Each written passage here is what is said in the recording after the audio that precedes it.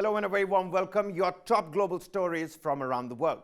First up, in what was their first face-to-face encounter since Russia's invasion in Ukraine, United States Secretary of State Antony Blinken met with his Russian foreign minister and counterpart Sergey Lavrov. Until now, there had been no high-level in-person contact between the United States and Russia. The last time Blinken and Lavrov were in the same room together was at the G20 meeting in Bali last July. The United States Secretary of State urged his Russian counterpart to end the Ukraine war. Blinken made it clear that the United States will continue its unwavering support to Ukraine, quote-unquote, for as long as it takes to end the war. And as to how the paths of the top diplomats converged, well, it happened during an impromptu chat on the sidelines of high-level meetings in the national capital, New Delhi. The encounter led many to speculate whether India played a role in bringing the two diplomats mano a mano. Though, when asked, Indian External Affairs Minister Dr. S. Jaishankar did not give air to the notion. Now, at the meeting of the Quad foreign ministers in the national capital in India, United States Secretary of State Antony Blinken said, allowing Russia to do what it is doing in Ukraine will be a message to aggressors everywhere. Take a look. If we allow, with impunity, Russia to do what it's doing in Ukraine, then that's a message to would-be aggressors everywhere that they may be able to get away with it too. Well, but not to leave the US diplomat with the last word, Russia's Sergey Lavrov called out Washington's double standards, asking why no questions were posed to the United States about Iraq and Afghanistan. What is going on in Iraq? What is going on in Afghanistan? Have you been asking the United States and NATO whether they are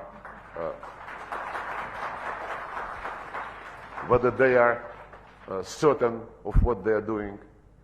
If you believe that the United States has the right to declare a threat to its national interest any place on earth, like they did in Yugoslavia, in Iraq, in Libya, in Syria, 10,000 miles across the Atlantic Ocean, and they have the right to do so, and you don't ask them any questions.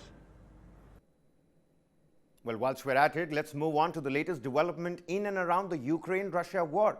With the latest artillery attack in the Donetsk region, it seems Bakhmut, a key eastern city, may fall to Russia. This, even as Zelensky promises a strong response to the residential building attack in Zaporizhia, where 2 civilians were killed. Russian forces have waged a bloody, months-long offensive to take Bakhmut, a city of salt and gypsum mines that has become a ghost town. Russian troops carried out 45 strikes on 17 settlements in the Donetsk region. Earlier, Russia's Wagner mercenary force claimed that Bakhmut was practically surrounded. None of the claims have been independently verified. This even as wounded soldiers arrive from the front line after walking for miles before being rescued. Meanwhile, 2 people were killed and at least 4 others were hospitalized after a missile strike hit a residential building in Zaporizhia earlier this week. And this is what Ukrainian President Volodymyr Zelensky had to say. The occupier will inevitably feel our strength, the strength of justice in every sense of the word. And I want to thank all our rescuers who have been clearing the rubble of the house whose block was destroyed by the missile. On the international diplomacy front, foreign ministers of the Quad group denounced Russia's threat to use nuclear weapons in Ukraine war as unacceptable. German Chancellor Olaf Scholz held confidential talks in Washington with US President Joe Biden about the war in Ukraine. Scholz has urged China as well not to send weapons to help Russia's war and exert pressure on Moscow to pull back its forces. The US is set to announce a new military aid for Ukraine worth roughly about $400 million. Meanwhile, amidst all sound of air sirens and explosions, war-traumatized Ukrainian athletes have had to put their anger and consciences aside and train to compete against their counterparts from Russia and ally Belarus at next year's Olympics.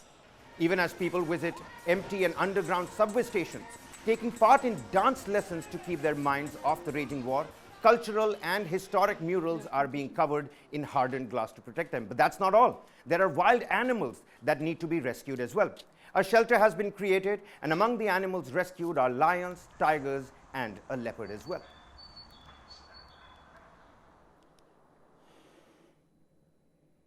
Moving on, thousands of Greeks have taken to the streets, unions staging a protest outside the headquarters of country's rail operator. All this after the deadly head-on train collision, the worst in the country's history, that left at least 57 people dead, many severely and critically injured, and many of them still missing. Now, many of these protesters are as young as the vast majority of those killed in the collision. Of the 57 confirmed dead so far, almost all were students. The collision took place between a passenger train and a freight train and was the country's deadliest ever. Nearly 50 people are still in the hospital, with 6 of them in intensive care. Now, the protest came after the Greek government conceded that rail projects nationwide had been beset by chronic public sector ills. Είναι αλήθεια ότι πολλές από αυτές τις ανεπάρκειες και τις... It is true that many of these shortcomings and distortions were encountered across a wide range of competences and area of state action during this period, including the railway system. It is also true, however, that we have not been able to eliminate them. That is why we assume our share of responsibility without pretense and without hiding anything. On the other hand, relatives of the victims and passengers that are still missing after the crash lashed out at the government and the Italian-owned private rail operator Hellenic Train. People are furious at the lack of answers from officials. They say phone calls to the rail company have been fruitless. One lady was heard saying, "I don't know what I will retrieve. Will it be melted flesh on steel? I don't know." Meanwhile, railway workers' associations have called for strikes, halting national rail services and the subway in Athens, all protesting against the working conditions and what they described as a dangerous failure to modernize the rail system. They say the rail operator, the network infrastructure manager, the current and previous governments will have to share the responsibility and not put it on just one person. According to the protesters, they ignored requests from employees who were daily raising concerns over health and safety issues and the possibility of a serious accident. Critics, on the other hand, blame a lack of public investment during the deep financial crisis that spanned most of the previous decade for the accident. On the other hand, the transport minister, Kostas Karamanlis, resigned following the crash. But it was during the crisis in 2017 that the rail operator, then having losing money, was privatized and bought by Italy's Ferrovie dello Stato Italiane group. And despite years of modernization, projects, much of the key rail control work is still manually operated. On to Hong Kong now, where 250 firefighters and rescue workers had to battle a massive blaze that broke out at a construction site in the city's popular shopping district. The fire erupted at the construction site in the densely built Tsim Sha Tsui district at about 11 p.m. on Thursday night. The building is a 42-story project by the Empire Group to house the city's Mariners Club and a hotel, and it was being redeveloped. Multiple floors of the structure were on fire, and you could see burning debris floating in the air. If one were to only look at the burning structure, it looked straight out of a modern art live exhibition. A crowd of onlookers stopped and took photographs and videos, of course, from a safe distance.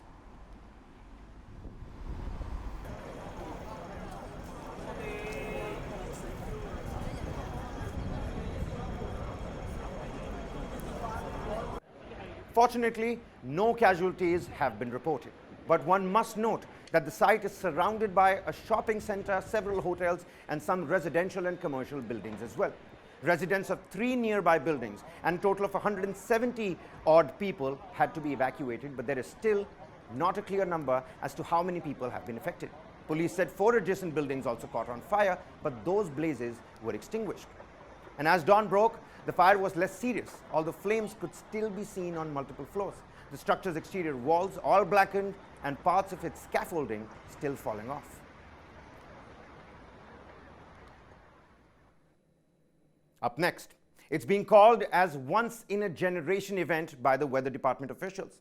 California Governor Gavin Newsom has declared a state of emergency due to heavier than usual snowfall. And that's not all. Weather warnings have been issued for California residents as well. The mountainous region of California has received unprecedented level of snowfall. It certainly has created an emergency-like situation for the residents. The towns are pretty much shut and roads have been left blocked with snow. Snowplows and the road crew have been mobilized to clear and repair the roads. California received more than 40 feet of snowfall since the beginning of this winter season and has left thousands without power and worries over shortage of medicine and supplies. Residents are trapped inside their homes and can barely see out of their windows. Firefighters are trying to evacuate medically vulnerable people who are trapped inside their damaged homes with no source of heat. Sheriff authorities have conducted 17 rescue operations to reach residents in the need of help and aid. Numerous cases of collapsed roofs because of thick snow have also been reported. And lastly, glimpses of the Paris Fashion Week, the fall session 2023 that concluded recently. And this time, Paris Fashion Week's fall season was all about Dior, Saint Laurent, thigh-high boots with a focus on vintage office wear fashion. Isabelle Marant brought back the sexy boots to fashion for the runway in Paris. Thigh-high boots have always been in fashion since the 1960s and essentially never went out. The outfits were styled with thick coats for the fall and winter season. Marant tried making boots for everyday office wear as well. Saint Laurent's ramp presented a strong and powerful feminine collection exhibiting professional evening wear. Designer Anthony Vaccarello illustrated collection of the classic 80s office fashion. There were elegant designs of slit skirts and satin shirts. The most attractive feature of the design was the revival of the 80s puffed shoulders in oversized coats. Neutral colors were complemented with hoops and heels as well. On the other hand, Christian Dior. No one can mess or miss the Dior collection, am I right? Designer Maria Grazia Chiuri revoked the vintage air with a contemporary touch. Neutral shades with menswear coat and crumpled skirts. Trended with textured sweater and shirt contrasting socks and heels, escalating the entire look, as it were. Models carried loud eye makeup for a confident as well as a bold look. And what's more, Indian model Kirandeep Chahal from Punjab made it straight to the Paris Fashion Week on the ramp of Christian Dior for the fall season's collection.